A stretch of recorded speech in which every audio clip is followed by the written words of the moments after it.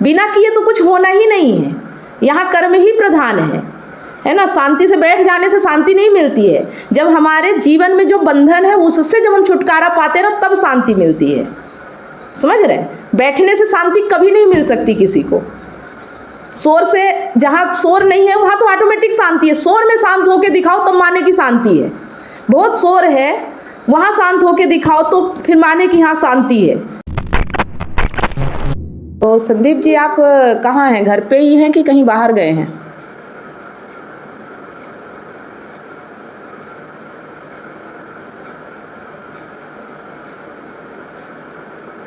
घर पर ही हैं? नहीं, आपने ऐसा बोला शायद कि दीपावली बाद ज्वाइन करूँगा, तो मैंने सोचा कहीं बाहर गए हैं क्या।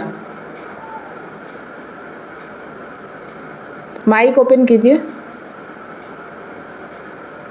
घर पे हो, 1-2 दिन में बाहर जाने वाला हो एक के लिए। ये तो चलता ही रहता है। मैंने बस यही पूछा कि कहीं बाहर जाने वाले हैं क्या, कि बिल्कुल गीता से बाहर जाने वाले हैं, कि बिल्कुल अटेंड नहीं कर सकते आप 1-2 दिन। क्या कर रहे हैं, कहाँ जा रहे हैं?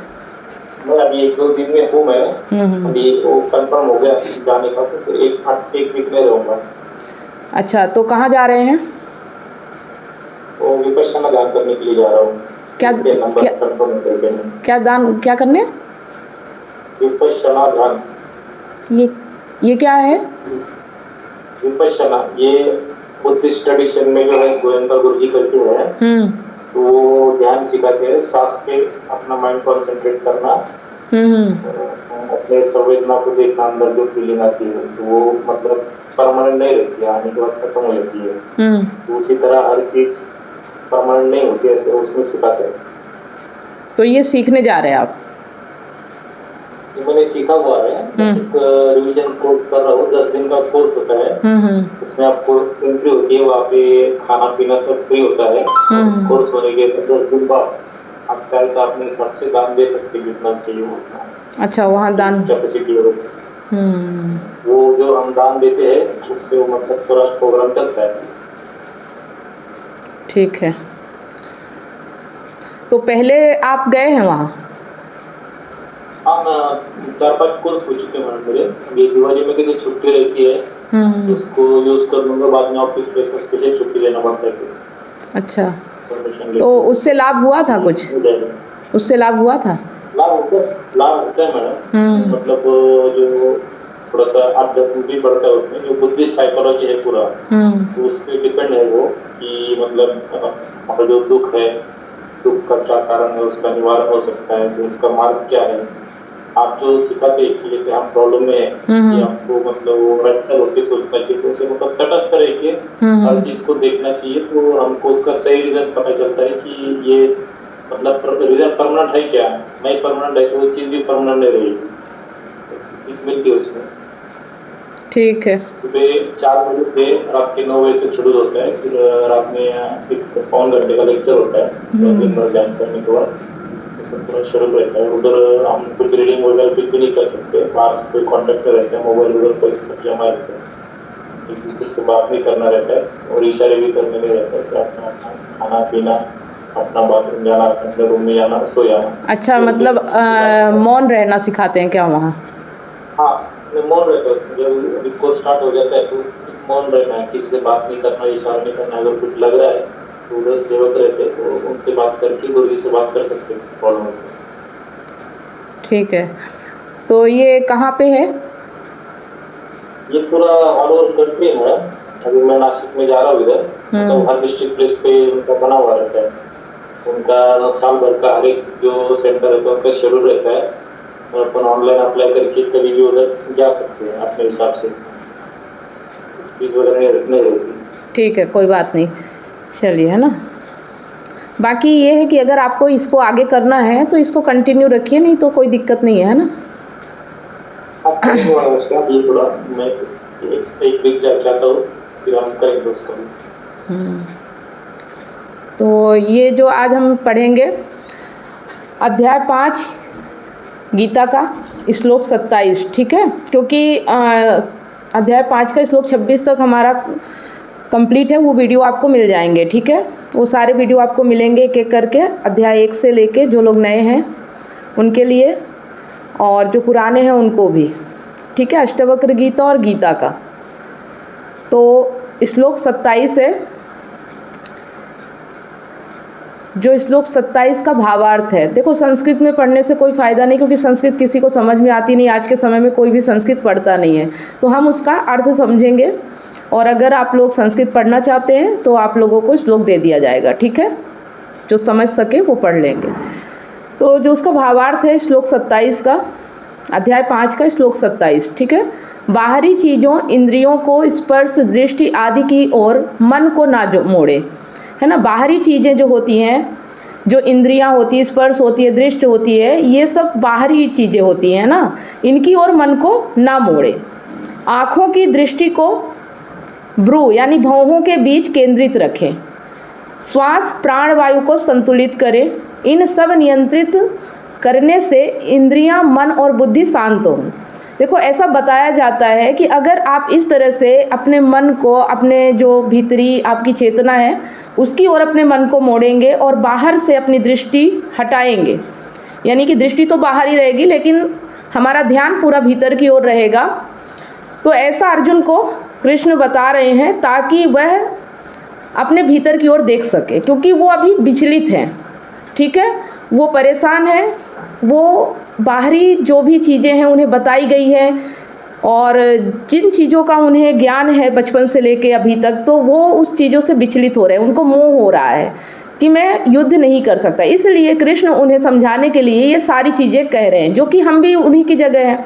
तो हम भी विचलित होते हैं, हम भी अपने जीवन में बहुत सारी चीज़ें हमें पता होती हैं, या हम मान्यताओं में होते हैं, या हमें ऐसा बताया जाता है कि आप ऐसा करोगे तो आपका जीवन बेहतर हो जाएगा, लेकिन हमारा होता नहीं है, फिर भी हम उस चीज़ों पे फंसे रहते हैं। इसी तरह अर्जुन भी बाहरी चीज़ों में फंसे हुए हैं। तो कृष्ण उन्हें समझा रहे हैं कि बाहरी चीज़ों, इंद्रियों, स्पर्श, दृष्टि आदि से अपने मन को हटाओ, उनकी ओर मन को नहीं मोड़ना है, और जो आपकी भौहें हैं उसके बीच अपना ध्यान केंद्रित रखें। श्वास जो आपकी आती जाती है, प्राणवायु को संतुलित करें। इन सब को नियंत्रित करने से इंद्रिय, मन और बुद्धि शांत हो जाते हैं, ठीक है। यह श्लोक एक साधना योग ध्यान की रूपरेखा बताता है, कैसे बाहरी उलझनों से हटकर अंदर की शांति प्राप्त की जाए, ठीक है।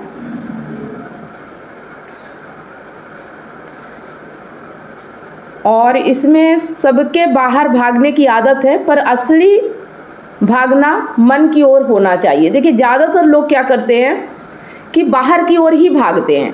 हमारा जब से जन्म होता है हम बाहर की ओर ही भागते जाते हैं।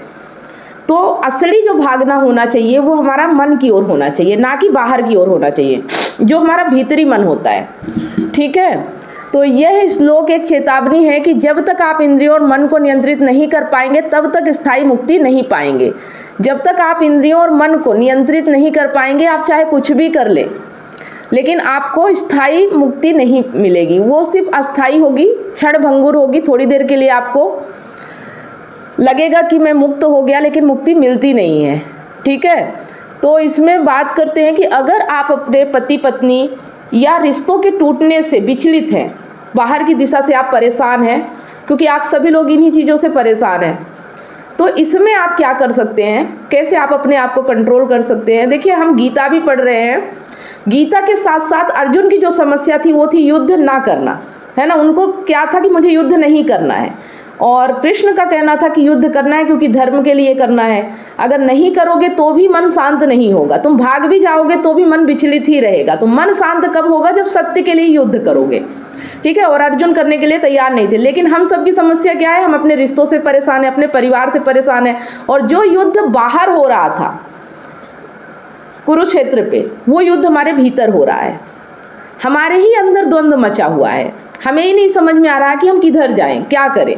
तो जो अपना पति पत्नी का रिश्ता है उसमें कैसे क्या करें कि हमारा जीवन बेहतर हो। पति पत्नी से लेके मतलब आप जिस भी रिलेशन में रहते हो सभी के लिए चीज़ें हैं। तो रिश्ते में जब तनाव, आरोप, असंतोष होते हैं तो अक्सर दोनों पक्ष बाहरी कारकों को दोष देते हैं। जैसे कि अभी बताया कि बाहरी चीज़ों पे ध्यान नहीं देना है, लेकिन जब हमारे रिश्ते में तनाव होता है, आरोप होता है या असंतोष होता है, एक दूसरे से संतुष्टि नहीं होती, तो अक्सर दोनों पक्ष बाहरी कारकों को दोष देते हैं। जैसे वह ऐसा बोलता है, वह ऐसा करता है। लेकिन इस श्लोक से हम यह सीख सकते हैं कि क्या क्या सीखेंगे कि बार बार आरोप, शिकायत, बाहर की जो चीज़ें हैं उतना महत्व ना दें, है ना। जो बाहर की चीज़ें हैं कि हम एक दूसरे पे आरोप लगाते हैं, एक दूसरे की शिकायत करते हैं, उन पे इतना महत्व ना दें। कम से कम कुछ पल के लिए आंखें बंद करें, श्वास को संतुलित करें। क्रोध या गुस्सा, इंद्रियां शांत रखें। जब गुस्सा आए तुरंत बोलना बंद करें, श्वास नियंत्रण करें। जब भी आपको गुस्सा आए, क्रोध आ जाए या गुस्सा आ जाए, तो इंद्रियों को शांत रखें, जो बिल्कुल लड़ने के लिए आतुर हो जाती हैं। जब गुस्सा आए तुरंत बोलना बंद करें, उस वक्त थोड़ी देर के लिए मौन हो जाएं, बोलना बंद करें। श्वास पर नियंत्रण करें, अपने सांस को देखना शुरू करें। अपेक्षाएं टूटना, जब अपेक्षाएं टूटती हैं तो मन को अधिक अपेक्षा ना देना। जब आपकी अपेक्षाएं उम्मीदें टूटती हैं एक दूसरे से, तो उस वक्त अपने मन को ज़्यादा अपेक्षा ना देना, मतलब अपने मन को ना देना, ये नहीं कि दूसरे को, अपने भीतर का जो मन है उसे ज़्यादा भाव मत देना, है ना। अगर वह ऐसा ना करे तो भी मैं शांत रहूँगा, यह प्रशिक्षण करें।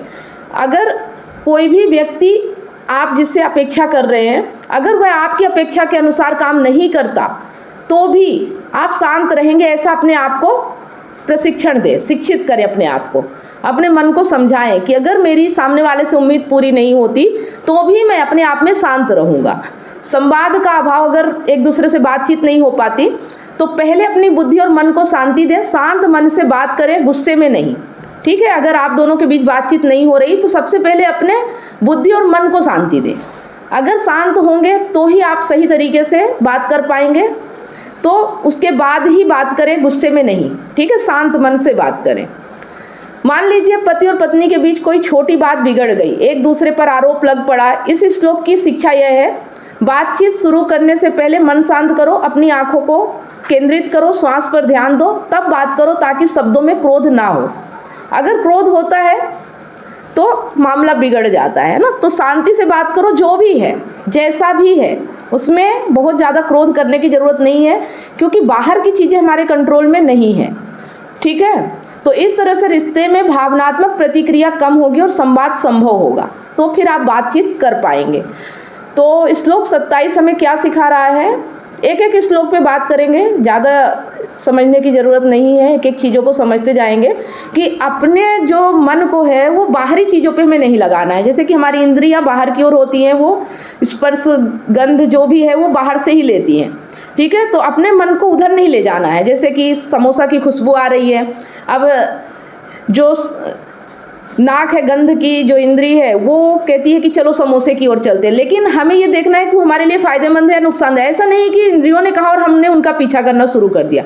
ऐसे ही कामेंद्रियाँ होती है, बहुत सारी 5 इंद्रियाँ हैं, ज्ञानेंद्रियाँ हैं, बहुत कुछ है, बाहर की ओर हमें ले जाता है, लेकिन हमें अपने मन को भीतर की ओर मोड़ना है, ठीक है। अब इसका प्रैक्टिस करना है, प्रयास करना है, ऐसे नहीं कि एक दिन सुन लेने से, समझ लेने से होगा। तो इसी तरह से जब हमारे पति पत्नी के रिश्ते में प्रॉब्लम आती है तो हमें बाहर की ओर नहीं देखना है, एक दूसरे की शिकायत नहीं करना है, बाहरी चीज़ों पे ध्यान नहीं देना है, अपने आप को देखना है, अपने मन को देखना है कि हम शांत हैं या क्रोध में है। अगर क्रोध में है तो क्यों है, कोई उम्मीद होगी, कोई अपेक्षा होगी, लेकिन अगर वो अपेक्षा या उम्मीद नहीं पूरी होती तो भी मैं शांत रहूँगा, ये अपने आप में प्रैक्टिस करना है। क्योंकि कोई फ़ायदा नहीं, क्योंकि आपका वहाँ कोई कंट्रोल नहीं है। अगर आप गुस्सा करोगे तो सिर्फ अपना नुकसान करोगे, किसी और का नुकसान नहीं होता है ना। जो सामने वाला है वो भी अपना नुकसान करेगा, आप भी अपना नुकसान करोगे। ऐसा नहीं कि उसका नुकसान नहीं होता, उसका भी होता है, आपका भी होता है। तो बात तो किसी की नहीं बनती, तो कम से कम अपना अपना तो बचाएं, अपना अपना काम करेंगे तो वैसे ही सब कुछ अच्छा हो जाता है, ठीक है। बात समझ में आ रही है कि अगर रिश्ते में कोई प्रॉब्लम हो तब भी अपने भीतर की ओर ही देखें कि मेरे भीतर से क्या हो रहा है, ये ना देखें कि बाहर वो व्यक्ति क्या कर रहा है। शिकायत नहीं करना है अगर वो शिकायत कर रहा है या आप उसकी शिकायत कर रहे हो तो क्या फ़र्क पड़ता है। शिकायत करने से चीज़ें बदल थोड़ी जाती हैं। आप भी क्रोध में रहोगे, गुस्से में रहोगे, और प्रेजेंट में जो आप कर सकते हो वो चीज़ें आप नहीं कर पाओगे। आपका पूरा जीवन, पूरा समय बर्बाद हो जाता है इन्हीं चीज़ों में उलझने से। तो अगर इन चीज़ों को तूल कम देंगे, महत्व कम देंगे, तो अपने जीवन को सही मायने में जी पाएंगे। बात समझ में आ रही है। और जो आप मौन के लिए जा रहे हैं ना, वहाँ पे एक चीज़ ये भी है संदीप जी, मैं आपको बता रही हूँ कि वहाँ पे जब हम मौन होते हैं ना, तो वहाँ हमें सिर्फ अपने विचारों को देखना होता है, क्योंकि वहाँ और चीज़ें हो नहीं रही होती, ना हमारे पास फ़ोन होता, ना कुछ भी होता, ना किसी से बातचीत होती। तो वहाँ हमें अपने विचारों को देखने का एक टाइम मिलता है, ठीक है। घुटन भी होती है कि बिना बोले कैसे रहें, तो उस चीज़ को देखना है कि हमें किस चीज़ से ज़्यादा आसक्ति हो रही है ना, किस चीज़ के लिए मैं ज़्यादा तड़प रहा हूँ, किस चीज़ के बिना मैं रह नहीं पा रहा हूँ, तो इन सब चीज़ों को जब आप देखते हो तब आपको पता चलता है कि आप जो जीवन जी रहे हैं उनमें आप किन किन चीज़ों से लिप्त हैं, है ना। वहाँ से भी यही पता चलता है कि किन किन चीज़ों से आप लिप्त हो, क्योंकि वो फिर अगर नहीं मिलेंगी ना तो आपको बेचैनी होगी। आप जब बैठते हो एकांत में ना तो आपको अंदर से बहुत ज़्यादा घुटन भी होती है, सबके बस की बात नहीं होती अकेले एकांत में बैठ के और चुप रह लेना, समझ रहे हैं। तो उस चुप्पी को जिसने साध लिया, और मैं तो ये कहती हूँ कि आप जो जीवन जी रहे हो उस जीवन को जीते जीते अगर आप देख पाए तो ऑटोमेटिक मौन आ जाता है, आपको बैठने की भी ज़रूरत नहीं पड़ती, मौन वगैरह करने की भी ज़रूरत नहीं होती। अगर आप अपने आप पूरा ध्यान रखो ना कि आप किस चीज़ से आसक्त हो रहे हो, किस चीज़ के बिना आप रह नहीं पा रहे हो, किस चीज़ से आपका ज़्यादा लगाव है, जैसे जैसे आपको समझ में आता जाएगा ना आपका मन ऑटोमेटिक मौन होता चला जाता है, समझ रहे हैं। रियल मौन तो वही होता है कि जब आपका मन बोलना ही बंद कर दे, ध्यान देना ही बंद कर दे, किसी चीज़ से मतलब रखना ही बंद कर दे और अपने काम में मस्त हो जाए, समझ रहे हैं। कर्म तो करना ही है, तो इस चीज़ का ध्यान रखिएगा। जब भी आप मौन में रहें तो देखिएगा कि आपको क्या क्या अनुभव हो रहे हैं, ठीक है। जितनी चीज़ें अभी आप ध्यान में ले रहे हैं ना ये सब चीज़ें सामने आएंगी आपके, है ना। अभी तक आप गए होंगे तो एक अलग तरीके का रहा होगा, लेकिन अब अगर आप जाओगे ना तो एक अलग ही अनुभव होगा आपको। आप देखना आप वहाँ जाके, क्योंकि अब हमें बहुत सारी चीज़ें ध्यान करते हैं ना, हर टाइम जाते हैं तो अलग अलग टाइप का अनुभव आता है। तो ऐसा नहीं रहता कि फर्स्ट टाइम जो करेंगे तो वो रहेगा, हर टाइम में नया डीप में अलग अनुभव रहता है। चलिए ठीक है। वैसे जिसने इस ज्ञान को समझ लिया उसे ना मौन रहने की ज़रूरत है ना कुछ करने की, ऑटोमेटिक सब कुछ हो जाता है हमारे साथ। मैंने क्या बोला था कि इस ज्ञान से बढ़ के कोई चीज़ नहीं है भौतिक जगत में, और कोई चीज़ नहीं, ना आपका मौन बैठना, ना कोई चीज़, ना बाहर कर्म कांड करना, ना कुछ। अगर आपने सिर्फ अपने आप पे ध्यान दे दिया ना, सिर्फ इतना ही काफ़ी होता है। प्रेजेंट मोमेंट में आप रहना शुरू कर दो, अपने आप पे ध्यान देना शुरू कर दो। कोई 8 दिन में कोई ज़िंदगी नहीं बदल जाती, समझ रहे। पूरा जीवन हमें यही करना पड़ता है। 8 दिन अगर आप मौन बैठ भी गए फिर आके फिर वही चीज़ें शुरू हो जाएंगी, कुछ अलग नहीं हो जाता, कुछ बदल नहीं जाता है ना। तो सिर्फ ये एक प्रैक्टिस होती है कि आप इन चीज़ों के बिना कैसे रह सकते हो। अब आप अगर बिना फ़ोन के नहीं रह सकते हो, 1 हफ्ते नहीं भी छुओगे तो 1 हफ्ते बाद और ज़्यादा फ़ोन चलाओगे आप आके, समझ रहे हो, ऐसा होता है। अगर 1 हफ्ते आपसे फ़ोन दूर रख दिया जाए तो पहले तो फ़ोन की आदत छोड़ने में टाइम लगेगा, 1 हफ्ता इसी में लग जाएगा, और जैसे ही आदत छूटने वाली होगी वैसे आप फिर हाथ में फ़ोन ले लोगे और उससे ज़्यादा फ़ोन चलाओगे। जितना 1 हफ्ते आप नहीं चलाओगे ना उससे ज़्यादा 1 हफ्ते फिर आप आके चलाओगे। तो ये सब ऐसा ही होता है और इनसे कोई ख़ास परिवर्तन हमारे जीवन में नहीं आता है, ठीक है। चलिए, अगर कोई सवाल हो तो आप पूछ सकते हैं। सुनील कुमार जी, आप बताइए।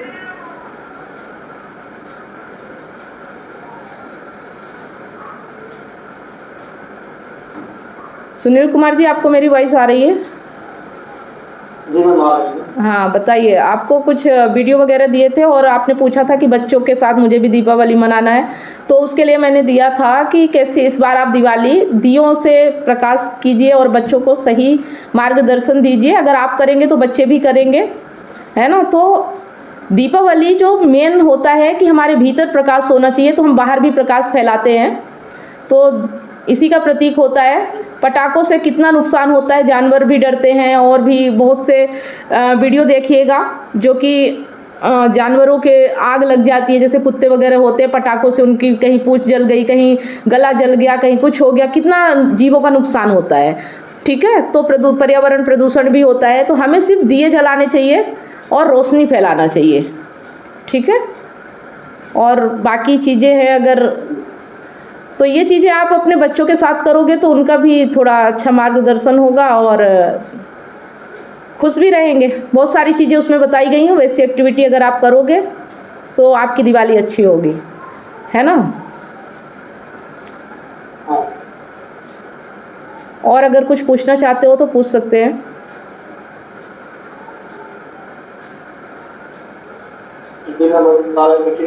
अपने आप को देखने के लिए तो हम कुछ भी काम कर रहे होते हैं, तो उसमें अपने आप को देखेंगे या तो ध्यान करेंगे, बाकी काम जो हम क्या करना है इसमें ध्यान लगा पाएंगे। मतलब हमेशा नहीं, देखिए हमेशा क्या होता है कि मन आपका बाहर की ओर भागता है ना, तो उसे बस भीतर की ओर मोड़ना है और कुछ नहीं करना है। अपने मन को अपने भीतर की ओर मोड़ना है, मतलब अपने विचार, अपने भाव, इन सब को बस देखते जाना है ना।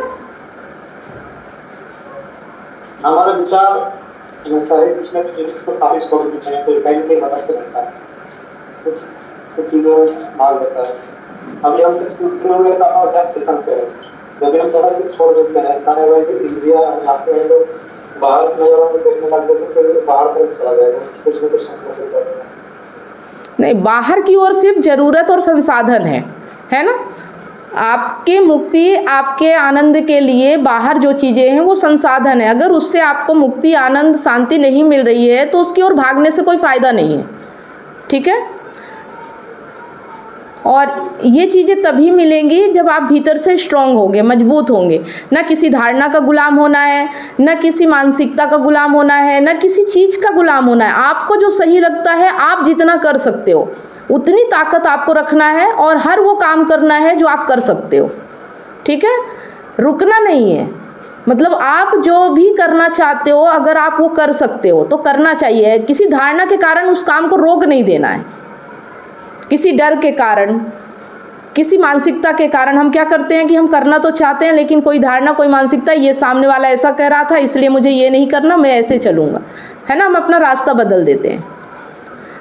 तो ये जीवन, हाँ ये जीवन जो आपको मिला है ना मनुष्य का, ये बहुत अनमोल है और ये आपके लिए आखिरी है। इसके बाद आप क्या होंगे, क्या नहीं होंगे, कोई नहीं जानता कि मृत्यु के बाद क्या होगा। लेकिन ये जीवन जो आप अभी देख पा रहे हैं ये बहुत कीमती है, बहुत अनमोल है। और इसे किसी बंधन में, किसी धारणा में, किसी गुलामी में बिल्कुल कीड़े मकोड़ों की तरह जी के मत गुजारिए, है ना। आपके पास पूरी क्षमता है, पूरी ताकत है और उसका पूरा इस्तेमाल कीजिए अपने आप को बंधनों से मुक्त कराने के लिए। जहाँ भी बंधन है, जहाँ भी प्रॉब्लम है, जहाँ भी गुलामी दिख रही है, हर चीज़ से लड़िए। यही जीवन का लक्ष्य है। और जो भी कर सकते हैं, पंख मिले हैं आसमान छूने के लिए, तो अगर आप ज़मीन पे ही रेंगते रह गए और एक दिन चले गए तो फिर आसमान का मज़ा कहाँ से लेंगे। तो उड़िए, जितना जी सकते उतना जिए, समझ रहे हैं। जीने में कंजूसी मत कीजिए। जैसे आप एक भी जॉब कर रहे थे, इसको जॉब करना उनका बंधन हो गया, जॉब कर रहे थे करना चाहिए, जॉब छोड़ देते हैं, कभी काम करते हैं, मान लो बिजनेस करना शुरू कर देते हैं। बिजनेस करते हैं कि तब तक दुकान खोल लिए है, दुकान में बैठ गए तो लगता है कि हम बल गए, इसमें से निकल नहीं पाए। तो हमें काम क्या करना चाहिए जिससे लगे कि हम ये काम करें तो बंधन है ही, या फिर जो हम बिजनेस कर रहे हैं करना चाहिए कि बंधन ना है। देखो, काम ऐसा करना चाहिए जिससे आपकी ज़रूरतें पूरी हो जाए, है ना। ज़रूरतें क्या है? रोटी, कपड़ा और मकान, इतनी हमारी बेसिक ज़रूरत है। अगर इतना पूरा करने के लिए आप पैसे कमा सकते हो तो उससे ज़्यादा के लिए फालतू बंधना नहीं है। जैसे अगर आप 8 घंटे की जॉब कर रहे हो और आपको 8 घंटे में इतना पैसा मिलता है कि आपकी ज़रूरतें पूरी हो जाती, फिर आप 12 घंटे की जॉब करने लगते हो इसलिए कि आपकी कामनाएं पूरी हो सके और आप अपने लिए टाइम नहीं निकाल पाते हो, तो बंधन होगा। और अगर जॉब में भी घुटन हो रही है तो जॉब करते करते आप अपनी एक्टिविटी जो आपको अच्छा लगता है करना, 1-2 घंटे आप उस पर काम कीजिए। और जिस दिन वो एक्टिविटी आपकी इतना इनकम कर सके कि आपकी रोजी रोटी चल जाए, उस दिन आप नौकरी छोड़ दीजिए और आप उस काम को कीजिए जिसको करने में आपको मज़ा आता है, बंधन नहीं लगता। समझ रहे? हर व्यक्ति के पास कोई ना कोई एक्टिविटी होती है जिसे वो खुशी होके करता है ना, जिसको करने में उसे मज़ा आता है, जिसको करने में उसे बोरियत नहीं होती, जिसको करने में उसे बंधन नहीं होता। बात समझ में आ रही है? हर किसी के पास कुछ ना कुछ हुनर होता है जो वो करता है, बचपन से उसकी एक हॉबी होती है जिसको करने में उसे मज़ा आता है। और आपकी हॉबी ही आपका जो ज़रूरत की चीज़ें हैं उसकी पूर्ति अगर वो कर पाए तो फिर आपको काम करने में मज़ा आने लगेगा और एक दिन वही मज़ा आपको जीवन में ऊपर उठा देगा, ऊंचाइयों तक ले जाएगा। समझ रहे? जब आप काम को मज़े से करेंगे, ना कि बंधन से, घुटन से, तब आपके जीवन में मुक्ति आएगी, आनंद आएगा। जब तक आप उसे मजबूरी से करेंगे तब तक आप बंधन में हैं, चाहे कितना भी पैसा मिल रहा है लेकिन आप बंधन में हैं। अगर आप देख पा रहे हो कि मैं बंधन में हूँ और मैं इस काम से आज़ाद होना चाहता हूँ, कभी भी ऐसा लगता हो कि मुझे इस काम से घुटन हो रही है, तो फिर उसके साथ साथ उसको एकदम से मत छोड़िए, क्योंकि एकदम से छोड़ देंगे तो आपकी रोजी रोटी पूरी नहीं हो पाएगी, कहाँ जाएंगे, है ना। इतनी तो बेसिक ज़रूरतें पूरा करना ही है हमें जीवन में। तो उसके साथ साथ टाइम निकाल के कुछ ऐसा काम कीजिए जो आपको करने में मज़ा आता है। क्या करने में आपको मज़ा आता है? कुछ तो ऐसा होगा जो करने में अच्छा लगता है कि हाँ, ये काम अगर पैसा मिल जाए तो इसमें और मज़ा आ जाए। अभी हम पैसे नहीं है, नहीं मिलते, इसलिए हम नहीं करते उस काम को, लेकिन करने में अच्छा लगता है। ऐसा कोई काम है आपके पास? अगर ऐसा कोई काम दिमाग में कुछ नहीं है। आप बचपन से मतलब कोई ऐसी हॉबी जो खेलना या गाना या जो भी पेंटिंग करना, बहुत सी चीज़ें होती है, कोई एक्टिविटी ऐसी नहीं जिसमें आपको मज़ा आता हो? हाँ, गाना है, गाना गाने का शौक था। पहले ड्यूटी में रात रात भर गाना गाते थे। पहले 2007 से लेकर 2012 तक हमारी ड्यूटी इसी एरिया में थी बगल में। तो उस समय रात भर की ड्यूटी थी, पूरी रात की 12 घंटे की ड्यूटी होती थी। सुबह से 6 बजे शाम से लेकर सुबह से तक। आपको गाना गाना आता है? टाइम गुजारना बड़ा मुश्किल था। आपको गाना गाना आता है? उस समय गाना वाना गाते थे। अब वो इसको के भी धीरे धीरे क्या है, इसका आदत छूट गई। किस चीज़ पे गाते थे? भजन गाते थे, फिल्मी गीत गाते थे, क्या गाते थे? हिंदी गाना गाते थे। मन करता था, पहले बचपन में भी काफी सारे पुस्तकें रखते थे गाने की, क्योंकि स्कूल में अक्सर नहीं होता था और गाना गा नहीं पाते थे तो बहुत शर्मिंदा होना पड़ता था। तो हम कुछ उस समय गाने में साधन के लिए बुक वगैरह रखते थे। ठीक है, आप देखो, हाँ ठीक है, सुनिए, अब जैसे आपको गाना गाना अच्छा लगता था लेकिन आप गा नहीं पाए, है ना। तो अब क्या कीजिए कि जब 1 घंटे 2 घंटे आपको टाइम मिलता है तो एक सिंगिंग ऐप आते हैं, है ना, जहाँ पे आप गाना गाओगे तो और आपकी आवाज़ को और अच्छा बना देता है ना। तो यूट्यूब पे सर्च कीजिए, सीखो ऐप है, वहाँ से आप 1-2 घंटे अपने हॉबी के तौर पे, है ना, अपने काम के साथ साथ उसको प्रैक्टिस करना शुरू कीजिए, गाना शुरू कीजिए। और जिस दिन आपके गाने से मतलब 1 साल लग सकता है, 2 साल लग सकता है, 4 साल लग सकता है, 5 साल भी लग सकता है। और जब आपकी प्रैक्टिस तगड़ी होगी, जब आप गाने में एकदम एक्सपर्ट हो जाएंगे, उस दिन पब्लिक आपके गाने को पसंद करेगी और इतना तो आपको पैसा मिल ही जाएगा जितने में आपकी ज़िंदगी चल जाए। समझ रहे हैं? तो पार्ट टाइम में अगर आप चाहें तो ये भी एक एक्टिविटी कर सकते हैं, ठीक है। जो आपकी जो बंधन जिस चीज़ से है ना, फिर उसमें आपको मज़ा आएगा, फिर वो बंधन नहीं लगेगा। आप 24 घंटे गा सकते हो अगर आपका गला साथ दिया तो, फिर आपको बोरियत नहीं महसूस होगी। पर इसके लिए आपको टाइम देना होगा, समय देना होगा अपना। और 1-2 घंटे अभी काम के साथ साथ अगर आप टाइम निकाल सकते हो तो आप प्रैक्टिस के तौर पे कर सकते हो। उम्मीद नहीं कि इससे सब कुछ हो ही जाएगा, मज़े के तौर पे करिए।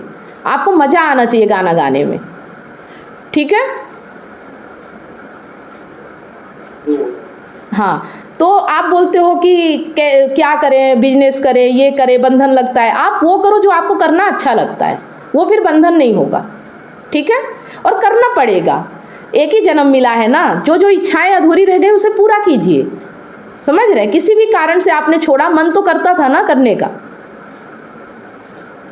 नहीं, मेरा तो खास मन ये था कि सबसे ज्यादा जरूरी था कि पढ़ाई कर लेना, क्योंकि मुझे साइंस पढ़ना था। घर की स्थिति ऐसा थी कि साइंस नहीं पढ़ सकता है, इसको नहीं पढ़ सकता है, बुक्स नहीं कर सकता है। तो फिर उसमें तो सबसे ज्यादा शौक मेरे को उसी समय था जब मैट्रिक रिजल्ट आने के बाद मुझे साइंस पढ़ने की इच्छा थी। और 1 साल तक मुझे एडमिशन नहीं लिया, इसलिए कि मैं साइंस पढ़ा। फिर 1 साल तक मैं छोड़ दिया इसे। फिर नेक्स्ट ईयर में फिर एडमिशन लिया आर्ट्स में एडमिशन लिया। फिर आर्ट्स 1 साल तक किया। उसके बाद मैं जॉब हो गया उसमें, उसी समय जॉब हुआ। फिर 2004 में जॉब हो गया था। फिर मैं पढ़ाई करने का बहुत मन था, मुझे पढ़ना है, बस आगे सीखना है, इस मन में लगा था। दोस्तों ने बोला कि पढ़ाई कर लेता, नहीं करते। फिर मैं दोबारा से फिर साइंस से फिर एडमिशन कराया दोबारा से। फिर 2011 में IC कंप्लीट किया। उसमें भी नहीं करते करते पढ़ लिया। फिर रिजल्ट भी आगे सेकंड डिवीजन से आ गए। फिर मुझे लगा कि मुझे पढ़ना चाहिए, साइंस कैसे पढ़ सकता हूँ, मतलब PhD करने का बहुत शौक था। फिर मुझे कभी नहीं पता कैसे पढ़ सकते हैं। टूट गया। फिर वैसे क्या पढ़ाई करना, शादी कर लेते हैं। आप पढ़ाई करने का कहाँ पढ़ सकते हैं। उससे फिर उसने पढ़ाई करने का धीरे धीरे मतलब अपने आप से बाकी चीज़ों से पढ़ाई करने का मन किया। तो सबसे ज़्यादा हमको रात दिन पढ़ने का मन करता है। दिन भर घर में बैठ के गाना बजा के गाना सुनते सुनते पढ़ने का बहुत हमको गाना सुनते रहना और पढ़ते रहना, कहीं भी नहीं जाना, गेम खेलना है या कुछ कभी हाँ घूमने के लिए जाना है शाम को कहीं पर टहलने के लिए फिर ठीक करता, बाकी गाना सुनते हुए पढ़ने का बहुत मतलब एक मन होता है। देखो आपको जो भी मन करता है, अभी आपकी उम्र बहुत ज़्यादा नहीं हुई है, आप सब कुछ कर सकते हो, है ना। बस सोचते रहोगे तो कुछ भी नहीं होगा। शुरू करो, आपको जब भी टाइम मिलता है टाइम निकालो अपने लिए, रात दिन। आप देखो जिसकी हॉबी होती है ना जो, और वो जो करना चाहता है तो 2 घंटे कम सो लेगा लेकिन अपनी हॉबी पे काम करता है ना। तो आप करो, जब करोगे तब आप बाहर जो चीज़ें आपको बंधन दे रहे हैं उससे मुक्त हो पाओगे, समझ रहे हैं। अगर लगता है कि मैं क्या करूं, मैं जॉब करूं कि बिजनेस करूं कि क्या, तो जो भी करोगे आप बंधे रहोगे जो आपके मन का नहीं होगा। जब आप अपने मन का काम करोगे तभी आप मुक्त हो पाओगे, है ना। ना परिवार के कहने में, ना समाज के कहने में, ना पत्नी के कहने पे, ना जिम्मेदारियों के चलते, इन सब चीज़ों के चलते आपने बहुत काम कर लिया लेकिन फिर भी कोई मज़ा नहीं आ रहा क्या मज़ा? हाँ, तो अब अपने मन का काम करिए, ठीक है। इनके साथ साथ अपने मन का काम करना शुरू कीजिए, ऑटोमेटिक आपकी ज़िंदगी अच्छी हो जाएगी। बस इतना ही करना है, जो भी आपका मन था उसे फिर से शुरू कीजिए, ठीक है। आपके पास स्मार्टफोन है अपना, आज के समय में तो सोचना ही नहीं है ना। जो भी मन कर रहा है यूट्यूब पे वीडियो डालना शुरू कर दीजिए, पब्लिक आपको सपोर्ट करने लगेगी। अगर आप अच्छा अपने मन से कोई चीज़ करोगे तो, है ना। अपनी खुशी के लिए करो, किसी को दिखाने के लिए नहीं, अपने आप को खुश रखने के लिए करो, ठीक है। आपको अच्छा लगेगा, ज़्यादा कुछ सोचना नहीं। आजकल बिजनेस बाहर करने की ज़रूरत नहीं, आजकल सोशल मीडिया आपको सपोर्ट करेगा। कुछ भी करोगे बस करो, ठीक है। हाँ, और कोई सवाल हो तो आप पूछ सकते हैं। देखो एक तो सवाल आपको सोल्व हो गया, अगर आप नहीं करोगे तो नहीं सोल्व होगा, अगर करोगे तो सोल्व होगा। कि आप अपनी जॉब से अगर परेशान हो, बंधन लगता है, तो अपनी हॉबी का काम करना शुरू करो, चाहे थोड़े से ही समय के लिए रोज करो, 1 घंटे आधे घंटे रोज करो कंसिस्टेंसी के साथ, ठीक है, जब भी टाइम मिले। हमारी जॉब बहुत मतलब बंधन में है। अभी जहाँ पर मैं हूँ यहाँ पर थोड़ा सा ऑफिशियल वर्क है, इसलिए रात मिल जाती है, नहीं तो जहाँ तक हम लोग का ड्यूटी बॉर्डर में होती है तो रात भर की ड्यूटी रहती है 6 घंटा, 12 से 6 बजे तो शाम को 6 से 12 लगातार चलती रहती है। आदमी सही हरासमेंट हुआ रहता है। नहीं, आपको तो टाइम मिल रहा ना, आपको तो टाइम मिल रहा ना। हाँ, तो यहाँ पर जब तक रहेंगे तो ठीक है, कोई दिक्कत नहीं। अभी जब तक हो तब तक करो, फिर बाद की बाद में देखी जाएगी। अभी शुरू करो, अभी टाइम है, अभी शुरू करो, फिर बाद में होगा। हो सकता है करते करते आपको वहाँ भी टाइम नहीं मिलेगा तो आप निकाल लोगे। अगर ये काम करना आपको अच्छा लगने लगा ना तो आप टाइम निकाल लोगे, ठीक है। पर करना पड़ेगा, बातें करने से थोड़ी होता है ना। हाँ, तो ये जो है कि मैं नौकरी में बंधन में हूँ, मैं बिजनेस करूँ कि जॉब करूँ, तो इसका एक ही सलूशन है कि आपको जो करना अच्छा लगता है उसे उसके साथ साथ थोड़ा थोड़ा करना शुरू कीजिए, ठीक है। इसके अलावा कुछ और करेंगे तो भी आप नहीं कर पाएंगे, बंधन में ही रहेंगे। सिर्फ एक ही काम आपको मुक्त कर सकता है, वो भी जो आपके मन का काम है, ठीक है। हाँ, चलिए संदीप जी, आपको भी कुछ पूछना है? पूछना नहीं मैडम, मेरा हॉबी मतलब नाटक देखना है, ड्रामा मेरे को एक्चुअल में देखना अच्छा लगता है।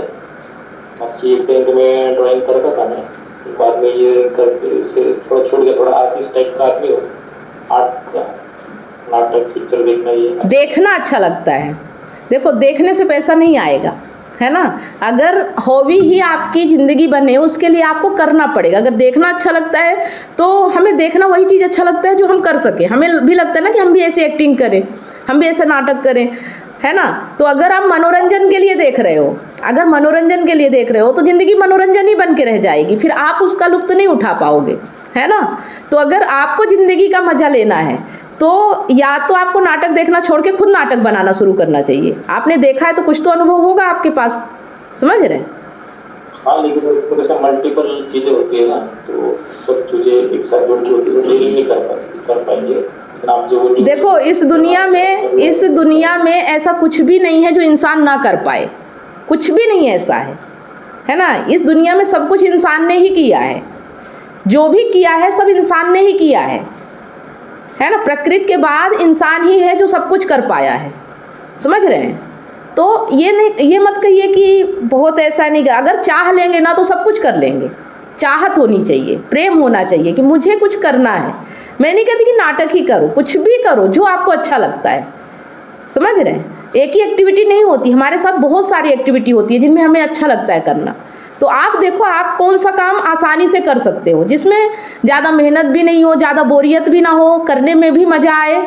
और एक दिन वही मज़ा जो आपका करने का, काम करने का जो आपके अंदर मज़ा है ना, वही हुनर आपके जीविकोपार्जन का साधन भी बन जाए, तब तो आप मुक्त हो गए, समझ रहे हैं। अभी आप मज़े के लिए करोगे, आनंद के लिए, खुशी के लिए करोगे, करते करते एक दिन कुछ लोग आपसे ऐसे जुड़ेंगे जिनको ये सब चीज़ें अच्छी लगेगी, और जब वो आपको देखेंगे तो फिर आपको कुछ पैसे भी पे करेंगे। बात समझ में आ रही है। जैसे अगर आप मुझे ही ले लो, तो मैंने 11 साल जॉब किया है ना, फैक्ट्री में काम किया, जॉब किया, लेकिन मुझे अच्छा नहीं लगता था, मुझे बंधन लगता था। मुझे बोलना अच्छा लगता है, मुझे लोगों की समस्याएं सॉल्व करना अच्छा लगता है, ये पहले से ही था। जहाँ रहती थी वहीं सॉल्व करने लगती थी लोगों की, है ना। तो मैंने इसे अपना एक हॉबी बना लिया, यूट्यूब पे शुरू किया, धीरे धीरे शुरू कर दिया डालना, वीडियो बनाना। और आज ऐसी स्थिति है कि आज यही चीज़ें मेरे जो रोज़मर्रा की ज़रूरतें वो भी पूरी हो जाती है, और मेरी हॉबी भी है। मैं ये पूरा दिन भर काम करूँ तो भी मुझे बोरियत नहीं होती। रात को 9-10 बजे आप लोगों के साथ बैठी हूँ, मुझे मज़ा आता है, मुझे बंधन ही नहीं लगता, समझ रहे हैं। तो इसके लिए 7-8 साल लग गए, है ना। अभी 2-3 साल से ऐसा है कि इससे मेरे जो खर्चे हैं वो थोड़े बहुत मैनेज हो जाते हैं। ऐसा नहीं कि बहुत ज़्यादा आ रहा है, लेकिन ज़रूरतें पूरी हो जाती हैं, समझ रहे हैं। तो आदमी अगर ज़रूरतों पे जिए तो अपना जो मन चाहा काम है उससे भी इतनी इनकम कर सकता है कि उसकी रोज़मर्रा की ज़रूरतें पूरी हो जाए, जो उसे खुशी दे सके, जो उसे आनंद दे सके, है ना। बंधन नहीं, घुटन नहीं, जो वो मस्ती में काम कर सके, मज़े में 24 घंटे काम मिल जाए तो भी वो थके ना, और एक ही जगह वो काम करता रहे। ऐसा कहे ही नहीं कि मुझे बोरियत मिल रही। मैं जब काम नहीं करती तो मुझे बोरियत होती है।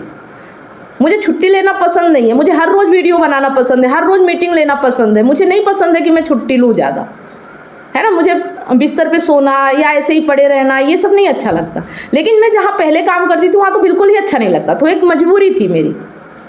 तो अपनी मजबूरियों से अगर बाहर निकलना है तो आपको जो अच्छा लगता है उस पर काम करना शुरू कीजिए। जैसे ही समझ में आए कि मैं इस चीज़ में बंधन हूँ तो मुक्ति के लिए काम करना शुरू कीजिए। धीरे धीरे आप मुक्त होते चले जाएंगे। जहाँ भी आपको बंधन दिखे बस मुक्ति के लिए काम करना शुरू कीजिए। सोचने और कहने और बैठने से कुछ भी नहीं होगा। आपको बुरा लगेगा, मैं बोल रही हूँ, आप 1 हफ्ते के लिए जहाँ जा रहे हैं ना, कोई फर्क नहीं पड़ेगा। आप बैठ के आ जाओ, कुछ भी करके आ जाओ। जब तक आप काम नहीं करोगे अपनी ज़िंदगी में तब तक कुछ भी नहीं होगा, समझ रहे हैं। ये ज्ञानवान से कुछ नहीं होता, ये सिर्फ मोटिवेशन होता है। बैठ के आप शांति से बैठ जाओगे, 1 हफ्ते मज़े ले लोगे, कुछ नहीं होने वाला, समझ रहे हो, कुछ भी नहीं होने वाला। होगा तो करना है बाहर आके, हाँ, बाकी ज़िंदगी वैसी ही चलने वाली जब तक आप एक्शन मोड में नहीं आओगे, जब तक आप करने पे नहीं उतरोगे। बिना किए तो कुछ होना ही नहीं है। यहाँ कर्म ही प्रधान है ना। शांति से बैठ जाने से शांति नहीं मिलती है। जब हमारे जीवन में जो बंधन है उससे जब हम छुटकारा पाते हैं ना, तब शांति मिलती है, समझ रहे हैं। बैठने से शांति कभी नहीं मिल सकती किसी को। शोर से, जहाँ शोर नहीं है वहाँ तो ऑटोमेटिक शांति है। शोर में शांत होके दिखाओ तब माने की शांति है। बहुत शोर है, वहाँ शांत होके दिखाओ तो फिर माने की हाँ शांति है ना। जैसे कि एक व्यक्ति था और वो पहाड़ों पे चला गया तपस्या करने, ठीक है, शोर शराबे से बाहर चला गया तपस्या करने, और वहाँ गया तो बैठा रहा तो बोला मैं शांत हो गया, गुस्सा भी नहीं आ रहा है, एकदम शांत हो गया, अब तो किसी के ऊपर क्रोध नहीं आएगा, किसी से कोई शिकायत नहीं, किसी से कोई दुश्मनी आ रही। वहाँ कोई है ही नहीं, पहाड़ है, वहाँ किससे शिकायत, किससे गिला, किससे शिकवा और किससे दुश्मनी और किसके लिए गुस्सा आएगा। तो सोचा कि अब मैं मुक्त हो गया, है ना। वहाँ से मन बना लिया कि अब मैं मुक्त हो गया, अब मुझे क्रोध नहीं आएगा, अब मुझे बिल्कुल शांति है, अशांत हो ही नहीं सकता। और जैसे ही अपने गांव आया भीड़ भाड़ जगह में और किसी ने साइकिल से उसके पैर पे साइकिल चढ़ा दी, वैसे ही उसमें गुस्सा आ गया, क्रोध आ गया बहुत तेज, और उसको थप्पड़ मारने के लिए भी तब उसे समझ में आया कि जहाँ शांति है वहाँ तो शांति रहेगी। भीड़ भाड़ में तुम शांत होकर दिखाओ, जहाँ गुस्सा करने की जगह वहाँ क्रोध कम करके दिखाओ, तब तो असली मुक्ति मिली तुम्हें, है ना। पहाड़ों पे जाके या ऐसी जगह पे जाके जहाँ आश्रम बने वहाँ जाके आप एक हफ्ते बैठ भी गए, मौन भी हो गए, शांत भी हो गए, जहाँ शोर ही नहीं है वहाँ शांत भी हो गए, तो क्या उसके बाद जब बाहर निकल के आओगे तो शांति हो जाएगा। शांति तो रोजमर्रा की जिंदगी में होनी चाहिए आपके, कि कुछ भी होता रहे फिर भी मैं शांत रहूँगा, तब तो असली आपका मौन है, असली अभ्यास है ना। समझ रहे बात को।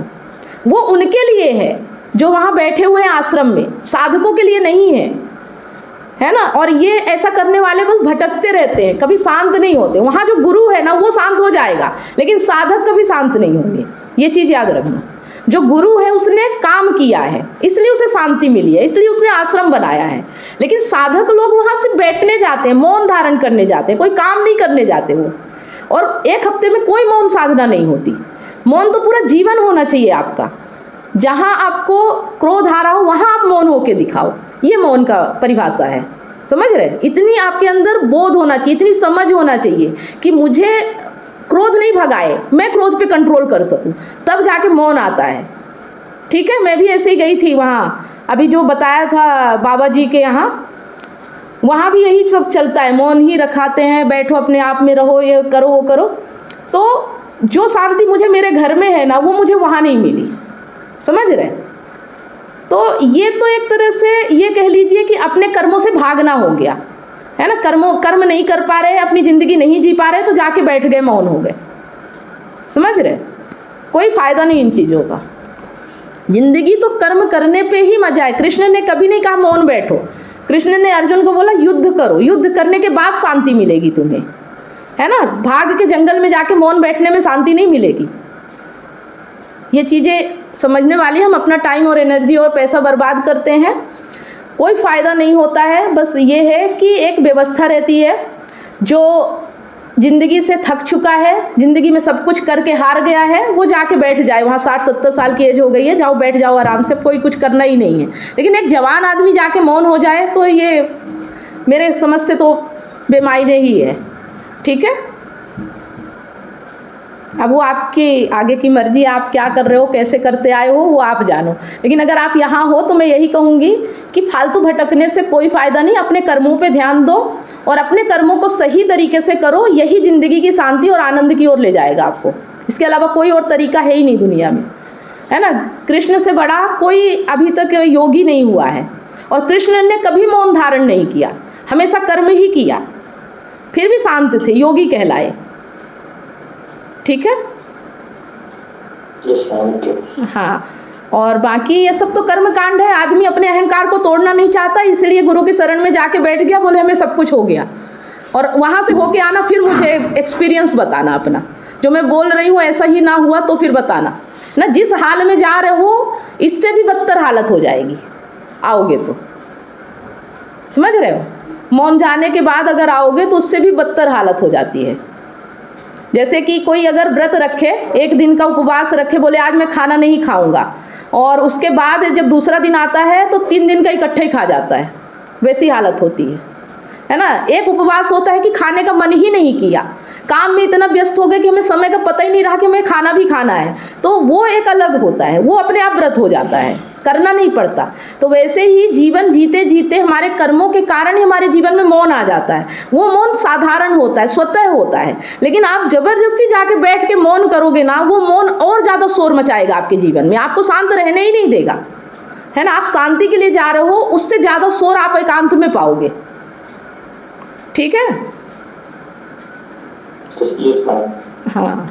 तो मेरा काम था कि आपको सही मार्ग दिखाऊं, क्योंकि ऐसे तो बहुत लोग भटक रहे हैं। आप देखना जाके वहाँ बहुत से लोग मिलेंगे, आपको साधक मिलेंगे जो भटक रहे हैं। ज़िंदगी का कोई लक्ष्य नहीं, कोई मकसद नहीं है, बस भटक रहे हैं, ज़िंदगी व्यर्थ गवा रहे हैं। इतनी खूबसूरत ज़िंदगी जीने की बजाय बस भटक रहे हैं, है ना। असली ज़िंदगी का मज़ा तो जीने में है, और वो भी मुक्त जीने में, बिना बंधन के, बिना टेंशन के। और वो तभी आएगा जब आप जानोगे, ना कि बाहर कुछ कर्म करोगे, है ना। भीतर से जानना पड़ता है, जानने के बाद अपने आप सब कुछ हो जाता है।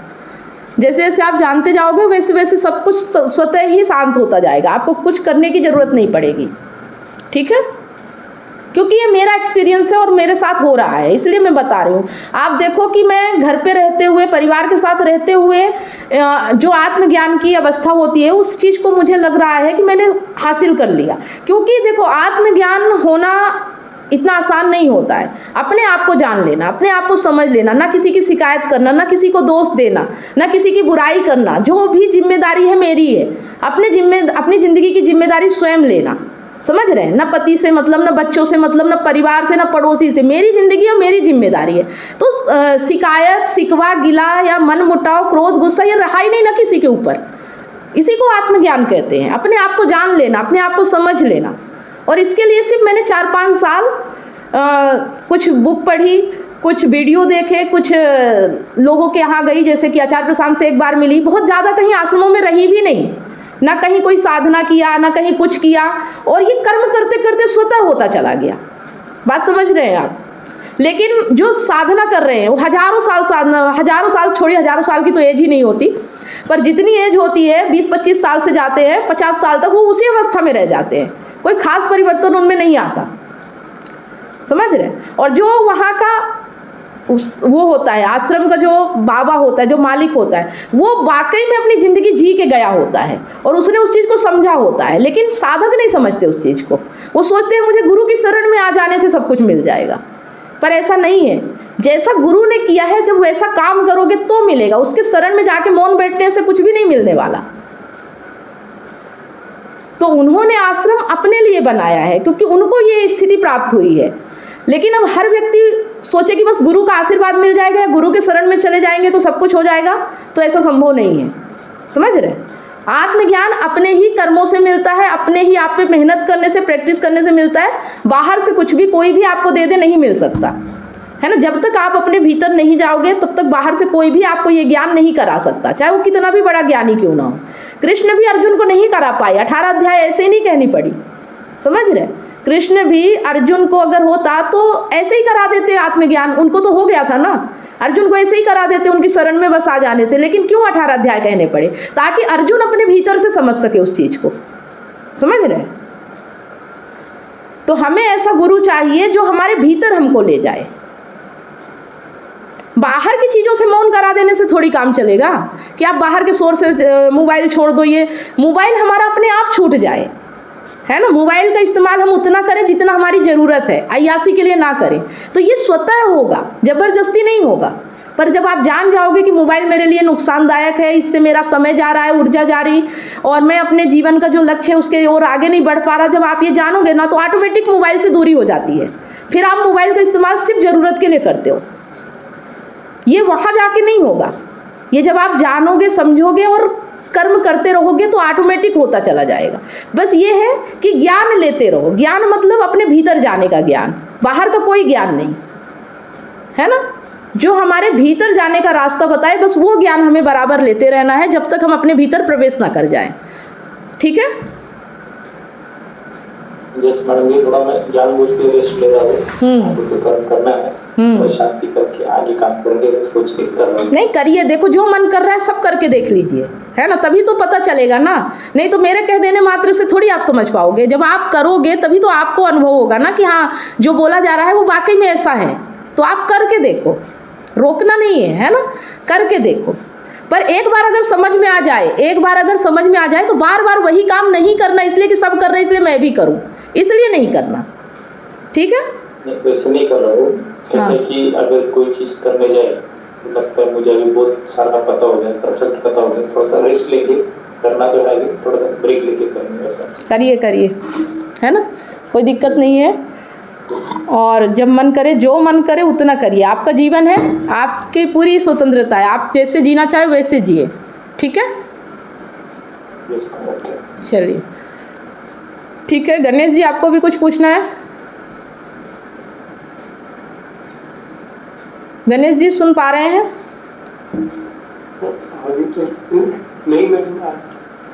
ठीक है। कुछ समझ में आया आज? हाँ जी आए मैडम। अच्छा लग रहा है? चलिए ठीक है। थोड़ा क्या बोल रहे हैं? नेटवर्क शायद आपका वीक हो रहा है, फिर से बोलिए। आजकल थोड़ा मैं दोस्त से टेंशन में रह रहा हूँ। किस चीज़ का टेंशन है? आप बोलेंगे नहीं तो दूर कैसे होगा?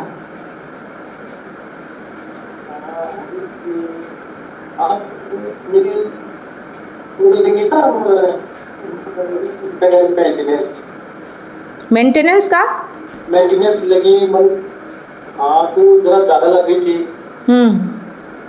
ज्यादा लगी मतलब ज़्यादा लग गई। वकील के पास गया मैं तो हाँ वो करे कि थोड़ा ज्यादा लगी तो हाईकोर्ट डाल देते हैं।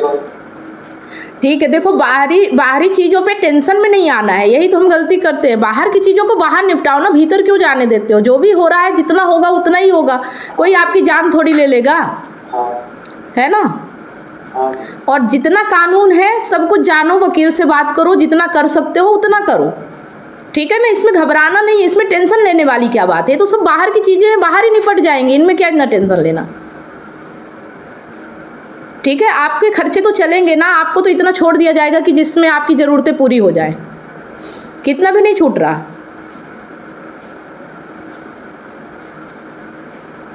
हाँ ये जो पहले होती थे उन्होंने कुछ कागज पूरी नहीं लगाए थे, इसी कारण हुआ होगा। हाँ तो वो कोई ना कोई तो कारण होगा, तभी होता है, बिना कारण थोड़ी कुछ होता है यहाँ, है ना? तो कारण की जड़ तक जाइए, जहाँ से शुरू हो रहा कारण वहाँ तक पहुँचिए और उसको ठीक कीजिए। इतनी तो इसीलिए तो मन शांत होना चाहिए, दिमाग शांत होना चाहिए, ताकि आप कारण तक पहुँच सको। अगर आप टेंशन में आ जाओगे या दिमाग काम नहीं करेगा तो आप उस तक पहुँच नहीं पाओगे और फिर लोग आपका फ़ायदा उठा लेंगे, ठीक है? इसलिए मन शांत होना चाहिए और शांत दिमाग से सही निर्णय लो, ठीक है? हाँ, अब आप बोलते हो कोई प्रॉब्लम नहीं है, मैं सब समझ रहा हूँ। जब तक बोलोगे नहीं तब तक कैसे समझोगे कोई चीज़? बोलना ज़रूरी है। अब मैं ज़बरदस्ती पूछती हूँ, आपके जो भीतर सवाल आ रहे हैं, जो टेंशन है, जो परेशानी है, उसको आपको कहना पड़ेगा, तभी उसका सलूशन निकलेगा, ठीक है? हाँ, अभी क्या करना है आपको कि जो टेंशन हो रही है उस कारण तक पहुँचो कि ज़्यादा क्यों हुआ है, अगर नहीं होना चाहिए तो क्यों हुआ है ना? जितना होना चाहिए उतना ही क्यों नहीं हुआ, इसके लिए मुझे क्या क्या करना पड़ेगा, कौन कौन से कागज़ लगाने पड़ेंगे, कौन से प्रूफ देने पड़ेंगे। और आपके माता भी होंगी, उनका भी आप वो लगा सकते हैं कि मेरी माता के भी खर्चे मैं ही उठा रहा हूँ, सब कुछ करके दीजिए, ज़्यादा कैसे हो जाएगा, ठीक है? हाँ, तो अब एक वकील कीजिए अच्छा सा और उससे सारी जानकारी लीजिए, तभी आपका काम आगे हो पाएगा, टेंशन से दूर हो पाएंगे, ठीक है?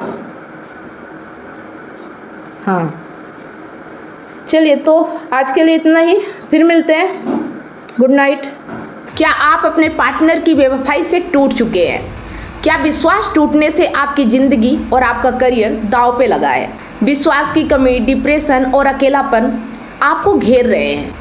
आप अपने हस्बैंड, वाइफ या सहकर्मियों पर भरोसा नहीं कर पा रहे हैं, लेकिन अब यह दर्द खत्म हो सकता है।